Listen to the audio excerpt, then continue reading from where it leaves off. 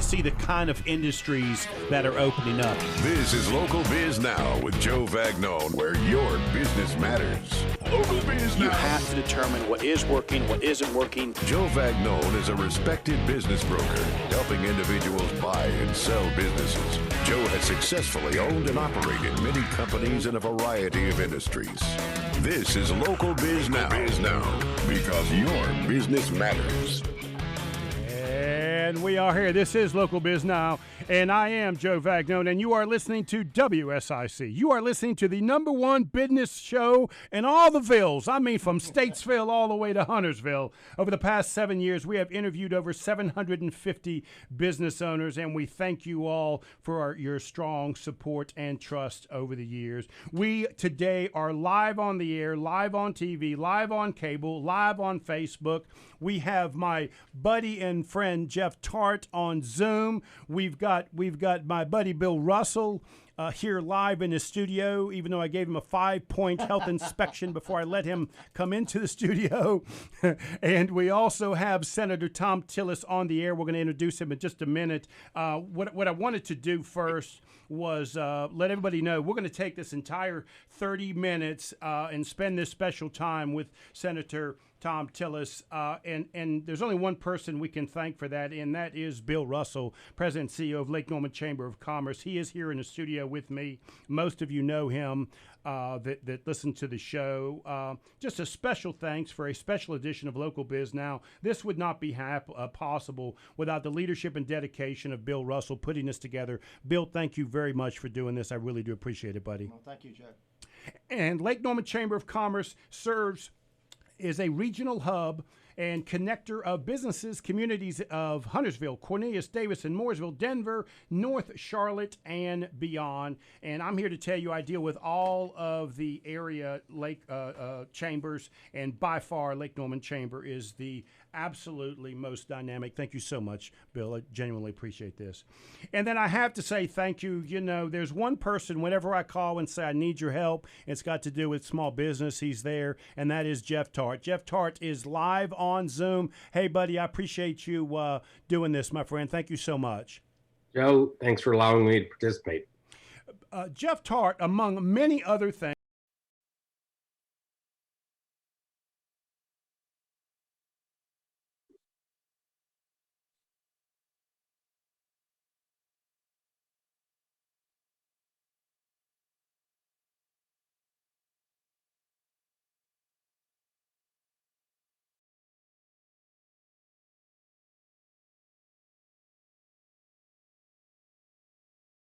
and we look forward to bringing you into the show in just a few minutes. I've already said that on the phone we do have North Carolina Senator Tom Tillis. There's a few things I want to read that I just find interesting. According to the Small Business Administration, there have been 39,250 approved loans in North Carolina totaling $8 billion. That's of April 18th. Let me say that again. 39,250 loans approved in North Carolina totaling over $8 billion as of April 17th. That does not happen without the strong support and responsiveness of your North Carolina senator on your side. I can assure you of that. Also, Senator Tom Tillis was named a member of the President Trump's bipartisan Congressional Economic Task Force to provide advice on how to and when to reopen this nation's economy. And I'm sure we're going to dig in and talk to him about that. I can't think of anybody that I'm more comfortable and is more discerning member of the Senate to advise the president on how and when to reopen this dynamic economy. Senator Tillis, sir, thank you so much for being on the air. I really do appreciate it. Thank you, Joe. Good morning.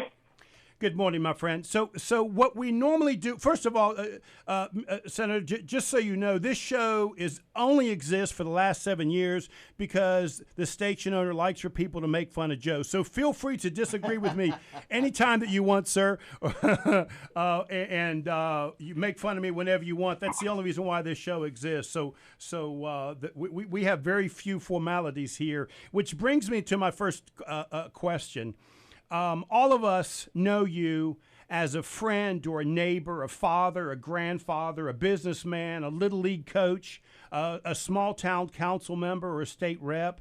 What has changed in your personal life since you've been elected to one of the highest elected offices in the state? Well, honestly, at the personal level, not a whole lot's changed. You know, I think back to the first time I met Jeff Tarte. It was on a ball field in Cornelius when he was training other coaches to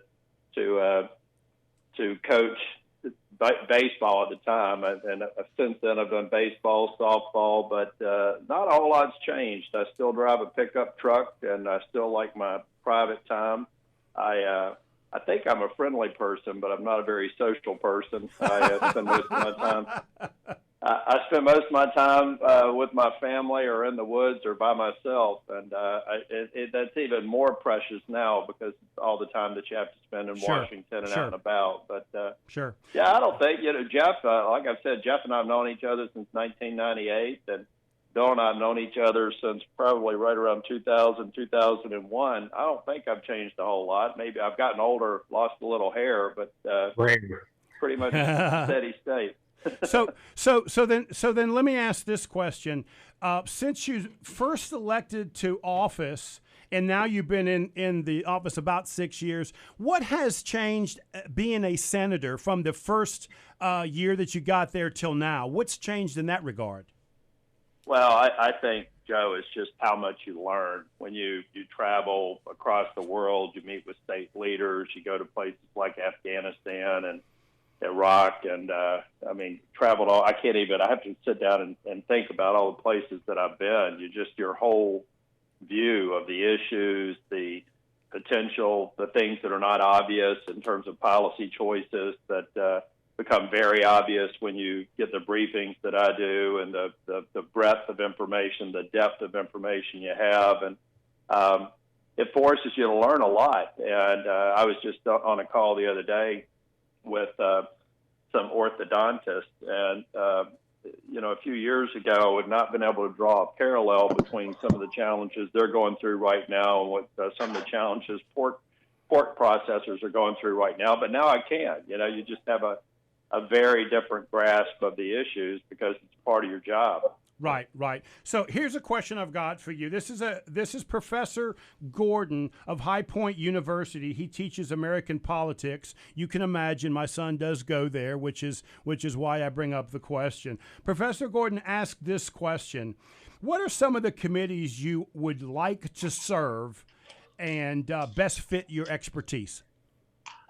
Well, I tell you, when I remember vividly, it was 2 weeks after we won in 2014, Mitch McConnell called me up, and he said, Tom, I noticed normally we ask members to request 5 or 6 committees, and then, we generally get you on 2 or 3 of the ones you prefer, and you only ask for 2 committees. I asked for Senate Armed Services and Veterans. He said, I was kind of curious why you did that. I said, because, Mitch, if I can't be on those 2 committees, I won't serve on any in the first Congress, and then I'll just work, off those committees on those issues because they're very important to North Carolina, important to me. He says, well, you're on those committees, but I'd like you to consider a few others. And I had also put down as a third choice agriculture because no North Carolina member had been on ag since Jesse Helms, and I wanted to make sure that my farmers knew they were important to me. He said, you got those 3 committees, but I'd like you to consider a couple of other ones. He said, one is aging. I said, well, I'm okay with that. I'm getting old. I'd like to take care of aging. And he said, and also judiciary. And I said, well, Mitch, I'm not an attorney. I served on Judiciary Committee when I was in the legislature, but, I'm more of a business person. I don't know if that's a good fit for me. He said, that's why I want you on it. We have to have a good mix. And I remember saying, okay, yeah, sure. How hard could that be? And now 2 Supreme Court justices later and a few other issues in judiciary. It's actually one of my favorite committees. Senator, you just stepped right into my next question. And Professor Gordon of High Point University, teaching American politics, asked me to ask you this question.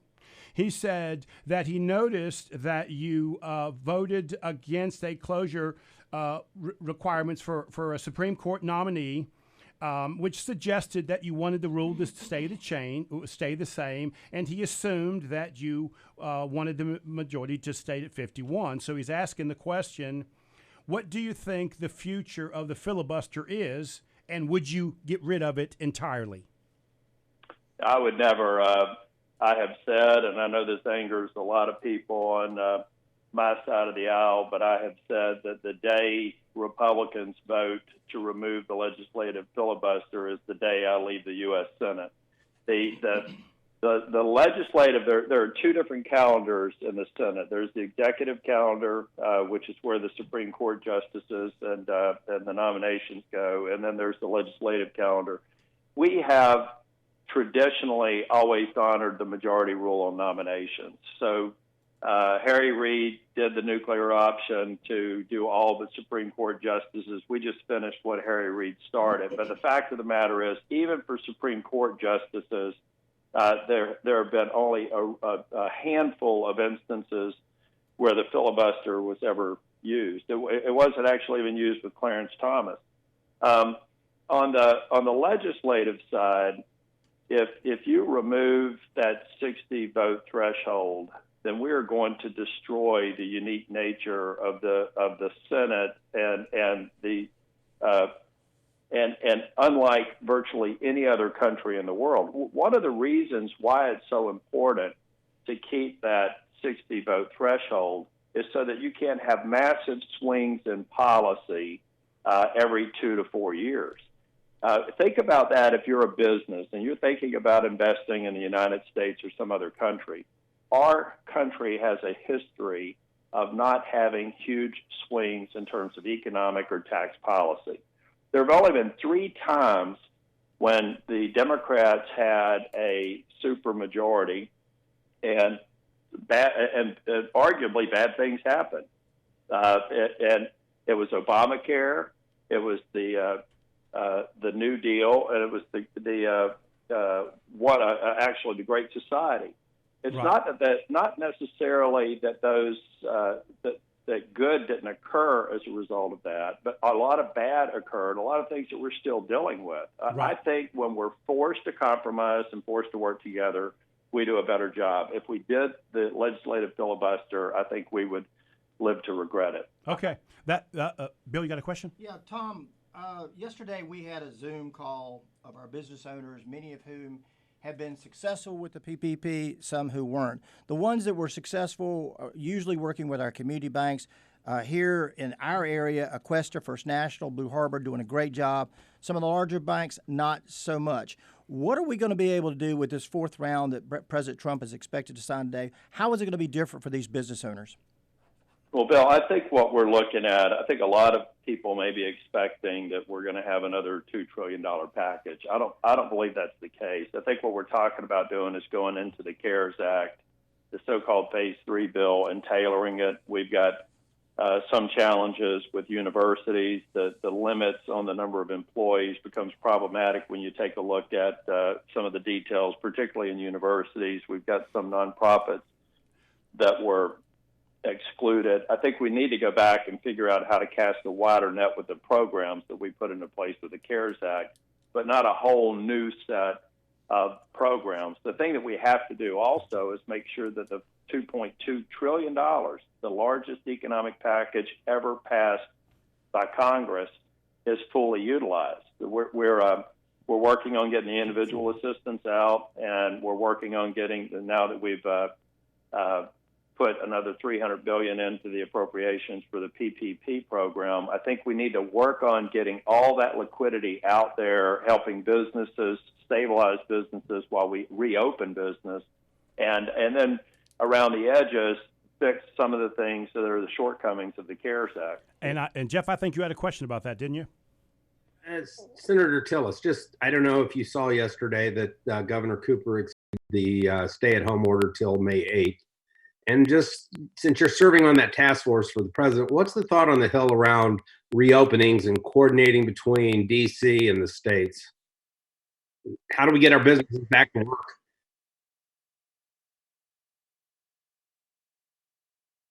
I think the governor is right that we need to be absolutely certain. The governor basically proposed something that is consistent with the COVID task force and the presidential guidelines. Make sure that you are containing the virus, make sure that you're at the peak of the curve, and then start opening businesses in a systematic way. I think the way that looks in North Carolina is right now, while we're tracking the incidence of the virus, I do teletown halls every day. I'm doing my 26th one today. I've had over almost 270,000 people participate in the calls over the last month.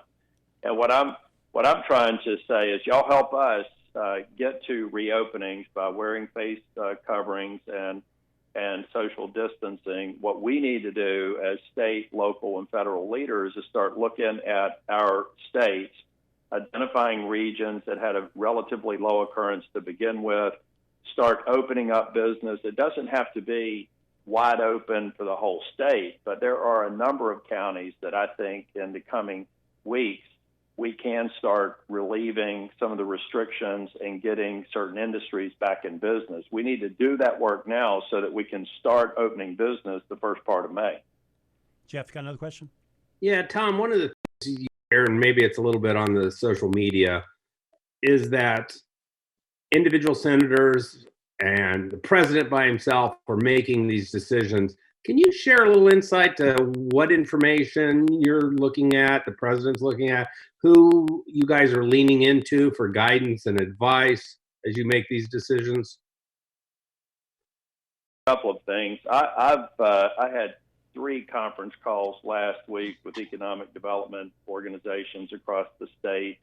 I've had several conference calls with different industry groups to get an idea of how their business has been affected and how they think they could reopen. So I'm taking the CDC data, the COVID task force data, the conference calls we've had with the president and the vice president, and then I'm trying to localize it by looking at the incidence rate on a county-by-county basis, taking a look at projects that are out there that I think we could restart safely, and trying to put together a plan. I'm going to be working with the legislative leaders, Speaker Moore and Senator Berger, to say let's start identifying the areas that we think are most likely to be the ones that we can open up first. And also, even within the areas where you have a higher occurrence of COVID, for example, I think being able to relax some of the restrictions on elective procedures in hospitals is something that we should look at, because I think that the healthcare profession is best prepared to implement the COVID guidelines. They have to make sure that they have sufficient capacity for any kind of surge that they would deal with. But I believe that there's a way to start even seeing additional economic activity in the more populous areas. We've just got to be very, very focused in how we do it. And I will tell you, there are some states that I think could potentially be getting out ahead of their blockers. And one of the concerns I have is that people say, well, Georgia's opening up barbershops, salons, bowling alleys, and theaters. Why don't we do that? I look at Georgia, a state that's also about 10 million. We're roughly the same size in population.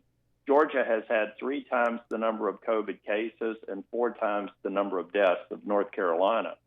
And if my governor said we're going to go wide open real soon, I'd say I think you may want to stay within the lines of the COVID task force and not necessarily subject your citizens and your neighboring states to an additional spike in the virus. It doesn't mean that we don't want to get started, but we want to use the data to do it. We don't want to let politics and public pressure force us to a decision that we believe the best epidemiologists in the world, and there are Americans, are telling us to do it a different way. So we've got to strike that balance. I know a lot of people are frustrated, and most people haven't been affected by COVID personally. If you just look at the numbers, we're at about 7,500, approaching 8,000 cases in North Carolina.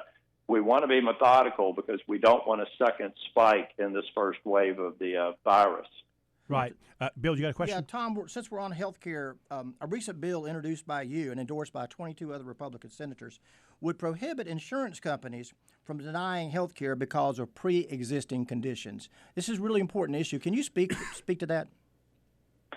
Yeah, that's an example of Obamacare in general was maybe well-intentioned, but just horribly executed. It caused all kinds of disruptions in our healthcare system. But one of the things that it did have, and there are two of the things that I think are very important, and they've just become an expectation for any healthcare policy moving forward, is pre-existing conditions. Being able to allow someone who has pre-existing condition to get healthcare coverage and coverage for that condition. The other one is for young adults under the age of 26 being on their parents' health care plan.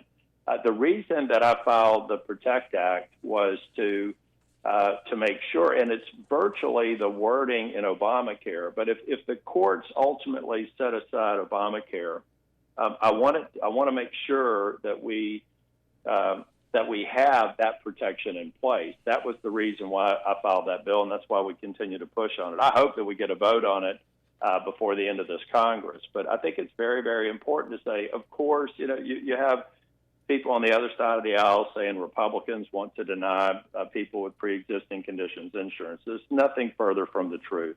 If that bill came to the floor, I would expect every single Republican to vote for it. We want to protect people who have pre-existing conditions, and we want young adults under the age of 26 to be able to be on their parents' health care plans. The insurance industry is prepared to deal with it. The Republicans are prepared to vote on it. We just need to get it passed.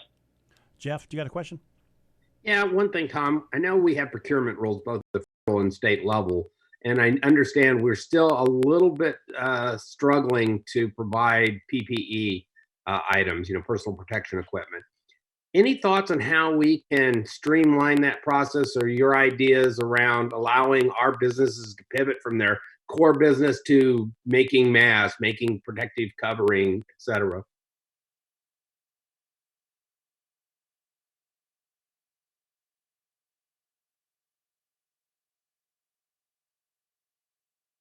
Ability to retool and manufacture things that we've never manufactured before. Textiles is one example. Medical devices is another one. Ventilators. I was telling the economic, so longer term, I think what we have to do is have some of that capacity come back to the United States. Some of the disruption is simply because of where, like China, we've relied on other countries to manufacture these things over time. I think in the short term, what we're trying to do is make sure that hospitals and first responder networks, that those supply chains get shored up just through the private sector. So do what we have to do to get the private sector to get it to the people, get it to the organizations that traditionally used it. And then for the federal government's part, what we're trying to do is just facilitate that with states. I don't think it's a good idea for it to be nationalized. Because I think at the end of the day, it would not create more capacity. It would probably create more red tape. So that's we're doing, and I know you've personally worked on some of this.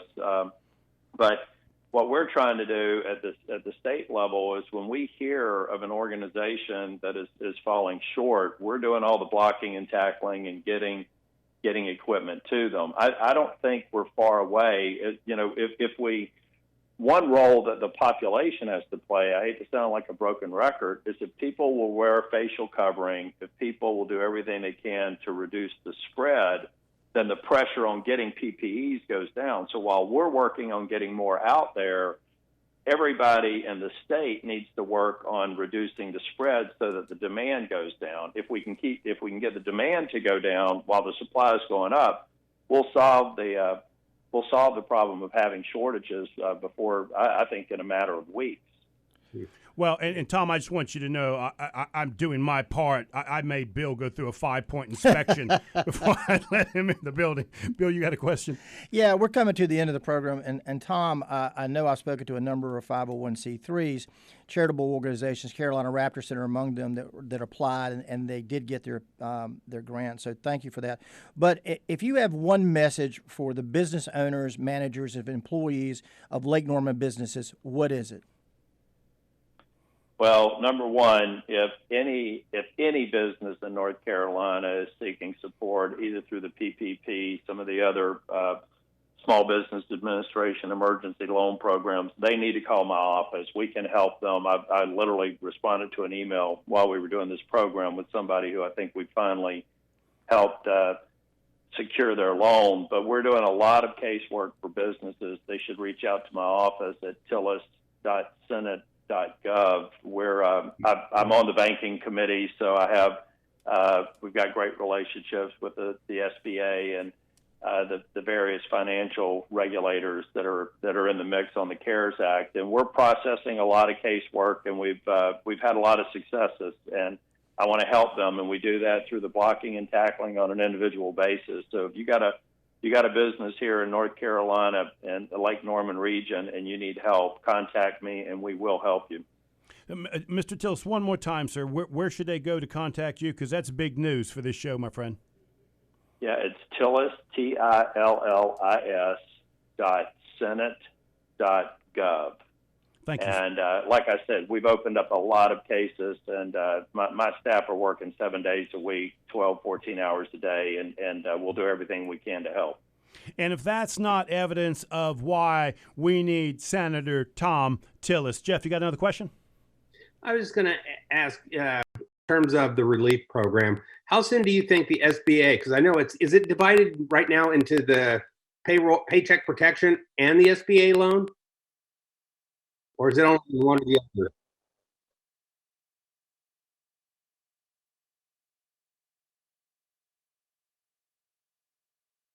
Program that we've, in this last bill that the House has voted on, we voted on earlier this week, we put additional money into that emergency program. Incidentally, we put another $75 billion in for specific support for healthcare systems that's flowing into the state. But there are other programs. There's also the Main Street Lending Act that a lot of people haven't talked about. It's a part of Main Street Lending Program that is a part of the CARES Act, which is a whole an addition of the $2.2 trillion. There's additional money in there: individual assistance, paycheck protection, and Main Street Lending Act.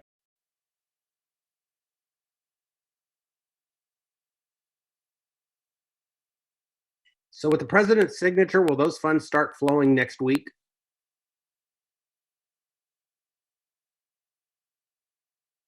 Over the weekend, to be honest with you. They're just like the First Act. A lot of the lending occurred over the weekend. The thing we're going to have to watch is whether or not this $300 billion also gets fully subscribed. We may have to come back and add some more.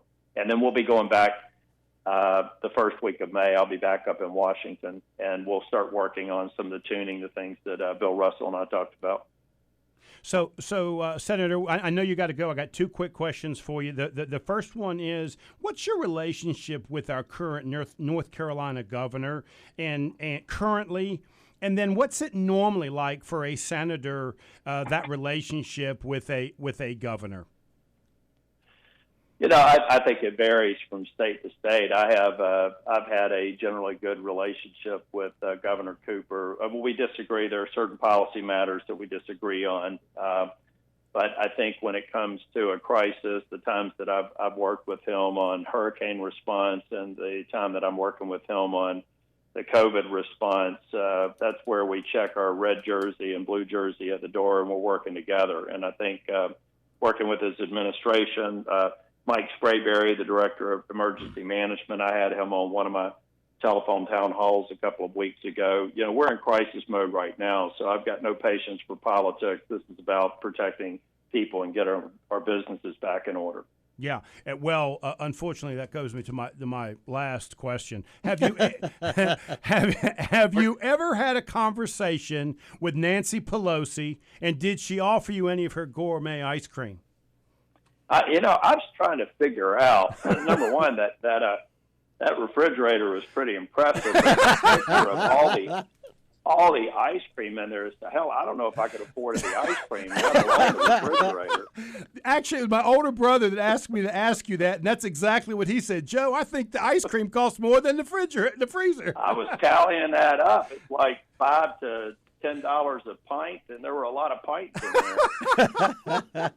I know you got to go. Let me give you the last minute, sir. Senator, please tell us and my listeners why we need to send you back to the North Carolina Senate. If you're concerned with an independent judiciary and the Supreme Court, if you're concerned with government getting too big, if you're concerned with taxes being too high, that's why you've got to keep a majority in the U.S. Senate. Our race will be the most expensive race in this. There's already almost $60 million that's been committed to advertising in this state, specifically for the Senate race. This race is probably going to be about a $150 million race. The reason why the Democrats are focused on it is that they know that if North Carolina, if we lose the race in North Carolina, then Chuck Schumer will have the gavel. And I think that that would be devastating to this country for Nancy Pelosi and Chuck Schumer to have control over the Congress. I think would be devastating. We have to remember the incredible economy we had back in February. That economy was a result of the tax cuts, the regulatory tailoring, the work that we were able to accomplish in cooperation with President Trump. All of that will be reversed if we lose the race in North Carolina, because if we lose in North Carolina, we will almost certainly lose the majority in the U.S. Senate. That's why I'm running again. Mr. Senator Tom Tillis, thank you, sir, so much. We really do appreciate your time. Thank you, guys. Stay safe and wear your facial covering. You are listening to Local Biz Now. I am Joe Vagnone, and if it's Friday morning, your business matters. Let's take a break, and we come back. We're going to recap all of the things that we talked about with Senator Tom Tillis, with my buddy and friend, whether he will admit it or not, Jeff Tarte, and the master of Chamber of Commerce, Bill Russell. If it's Friday morning, your business matters. We'll be right back.